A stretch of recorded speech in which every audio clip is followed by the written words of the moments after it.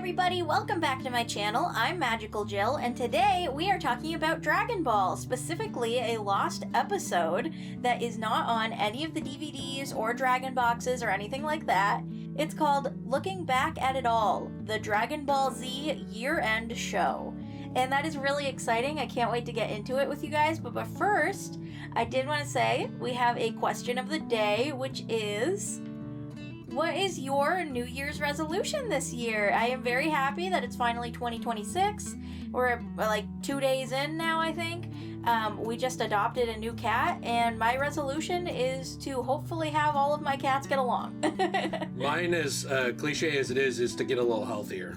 I think that's a good one, too. I just think it's a good idea. And, you know, even if you only stick with it for the first few months, at least it's something, right? Yeah, I think so. So this is an interesting episode because it's not really a full episode. It's more of a TV special. Mm-hmm. And what's interesting about this is that it originally premiered on Fuji Television on December 31st, 1993, and it was between episodes 211 and 212. So 211 was Trunks versus Goten, and this was the second episode of the World Tournament Saga at the time on Dragon Ball Z. So, you know, this is basically right around the time when Goten had met Goku, right? Yes. And then it takes place right before Best of the Boys, which is kind of continuing the shenanigans of Trunks and Gohan and their fight, and it's just sort of supposed to be a fun little beginning to that tournament arc before you get into the stuff going on with Majin Buu and all of those characters. And we all know Westerners love to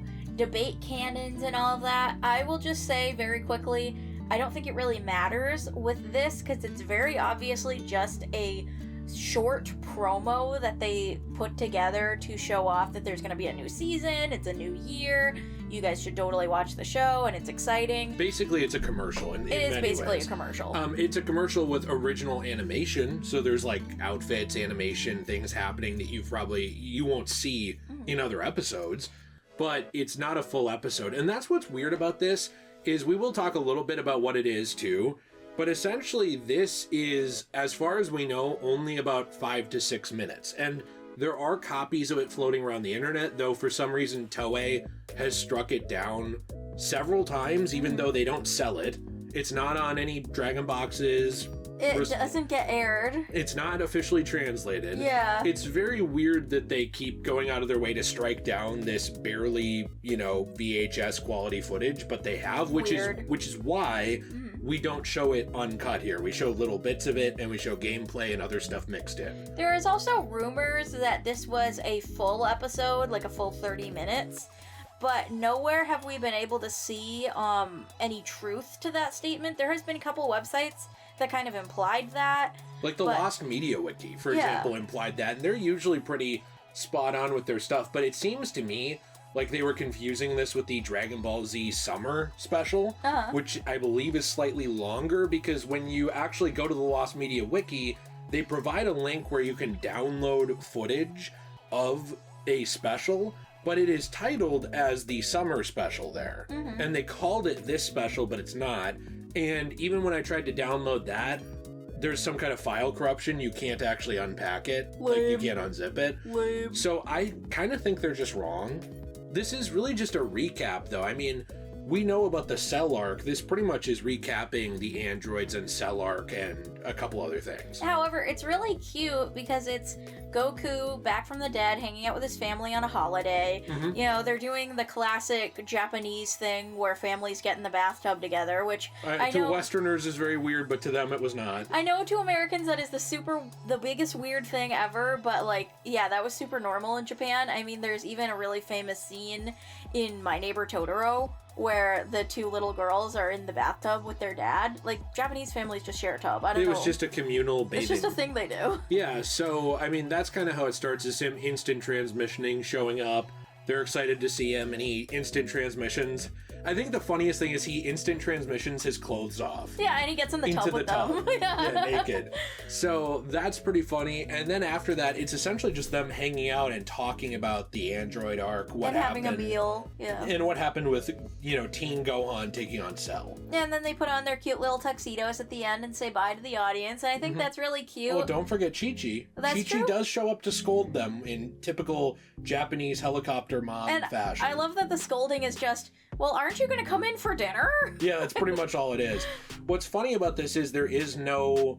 I mean, there might be a fan translation floating around somewhere, but there have been fan translations made of this and uploaded to YouTube, and they were just struck down by Toei. That's really ridiculous. I wish Toei wasn't so anal about some of these things. They're pretty litigious about their stuff because in Japan, and we've talked about this before, fair use isn't much of a thing. It's just seen as copyright infringement, even if you're making reviews. Like, there were people that were sent to jail at one point, I remember, for reviewing movies. Wow. Which is kind of insane to me. I feel like their copyright law, I normally don't talk about other countries like this, their copyright law is behind the times. It makes me really happy that America doesn't have those laws, so I can make these videos and do these transformative things for you guys, because it's really fun and interesting, and I love looking back at lost media like this, because, it's not something you get to see all the time. I mean, I think a lot of people probably would have no idea this existed. Well, it's important to note, too, that someone's going to say, how is it lost media if you have it?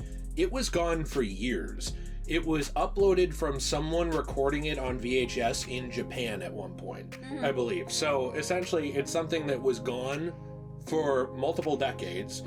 It resurfaced at one point around 2014, briefly, and then I believe it was struck down. And then it resurfaced again, and there still is at least one up on YouTube, and there's one on the Wayback Machine Internet Archive you can watch. So, and to reiterate, this came out in the 90s. Yeah, it's 1993. This was for 1993. It turned into 1994 the day after. Right. But you know what I mean? Like, that was 31-ish years ago now, because you were born in 1994. I was -1 years old when this came out across the world away from me.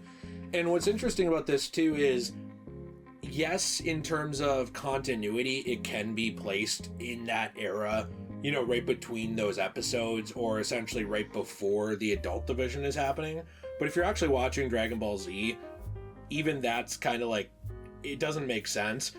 But, like you said, it doesn't matter. It's very clearly a TV commercial. It's fun. My one comment on that would be, Westerners get really upset about the continuity, like you said. They try to be like, oh, this movie, it can't have happened even in the DBZ anime because this guy was dead, or, oh, this can't have happened because this guy should have been on this planet. At the end of the day, Toei with GT, in their original anime continuity that was very different from the manga and very different from Kai later on and all those things, they went their own direction. And they did do a weird thing. There are some breakdowns out there of it where they kind of just treated everything they made as in continuity, whether it made sense or not. There were things like Garlic Jr. from movies where then it would appear later on in a full saga. There were characters and moves in GT briefly shown that were alluding back to filler in DBZ or movies in DBZ. They should have got that vampire guy from Baba's Place. Oh, the Spike the Devil Man. Yeah, and then they should have had him... No, there was a vampire who literally bit Krillin. They should have had him go up against Garlic Jr. Well, there you go. Yeah, right? and he would have just been completely out of there. True. But that's the thing. I think that people can argue about the continuity all they want on those things. It's still obvious that, I mean, if you're paying attention to what Toei was doing, that they just saw their anime as their own thing. They didn't care about continuity errors. You can classify this under that same folder if you want, and say it takes place between those episodes, but because it's such a weird fourth wall breaking thing where characters, I mean, you pointed out the way characters interact with the audience in this. Yeah, I mean, it's like Dora the Explorer, where they like literally look at you and go like, hey, did you know that we're gonna do this? Yeah, do you remember when Goku got killed in that explosion? Yeah, and it's like, I don't know, it's very, to me, obviously not supposed to be in the continuity like as a serious thing. It's just supposed to be like a fun little thing. If you were a kid watching this on TV, you'd be like, oh cool, I'm so excited for the new season, yeah.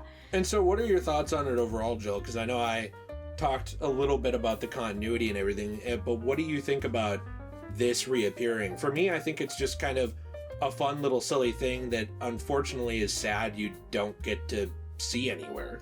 Yeah, I mean, I think it's really fun. I wish that they had put it on something, you know, in better quality, like any one of the DVDs or Blu-rays.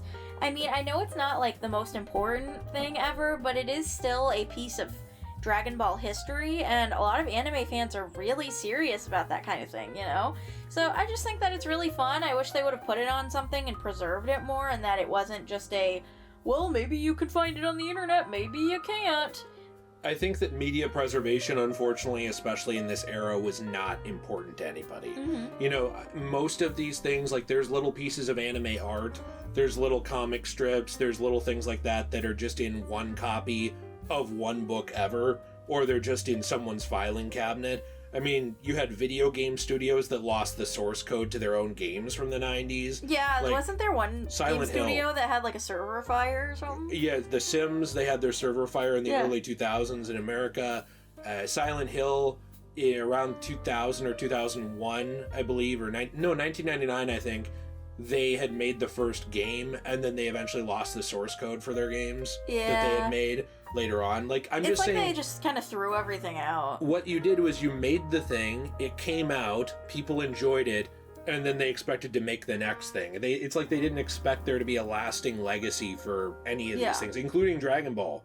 It feels like they didn't expect the anime to have the lasting impact it has now, where we can be talking about this in 2026, and it's still interesting to us. Well, you know, it's really amazing to think about that this one little special kind of triggered this realization of, hey, you know, people really care about this thing decades later. It's so amazing the legacy of Dragon Ball that it has. I absolutely love the anime, the manga, everything about it. I make more videos about it on this channel if you want to go check those out. We also have a Fortnite code, so if you are a Fortnite enjoyer and you want to buy something on there, please use our code because it helps us out a lot. I also have a website called cosmobunny.shop, and I will have my husband tell you what I make on there. Coasters, keychains, trays, and more. They're all made from one-of-a-kind, well, they're all one-of-a-kind, but they're made from paper, from books like manga, magazines, comic books, etc. that have been damaged or they're discounted and they have to be sold very cheap. What we do is, instead of throwing those into landfills like most of them sadly end up in, we take part of that book, part of that paper, transform it into a new piece of art in a new medium, then make sure the rest gets recycled, you know? So we put it in resin, we make keychains, coasters, trays, etc. So definitely go check that out. It's really awesome. I had a discount code going for Christmas, which was in all caps Christmas. I'm going to keep that going until January 5th. Oh my gosh, what an actual giving person. You are, I will say, much more charitable than Toei in this case. That is for 30% off of my website. So buy something before January 5th, I hope. And I hope you guys really enjoyed this video. Please subscribe, and I'll see you in the next one. Bye! Bye! We're all wearing suits, looking at the camera ominously, waving to you. Oh, and before we go, I did want to mention real quick, because I'm sure some people who heard this in the video will be interested. Jill, you adopted a new cat? Yeah, I spontaneously got a new cat, and we will talk about that again soon. So I hope you guys are excited for that. Here's a picture of her. Picture? Here's a picture of her. Okay, bye! Bye.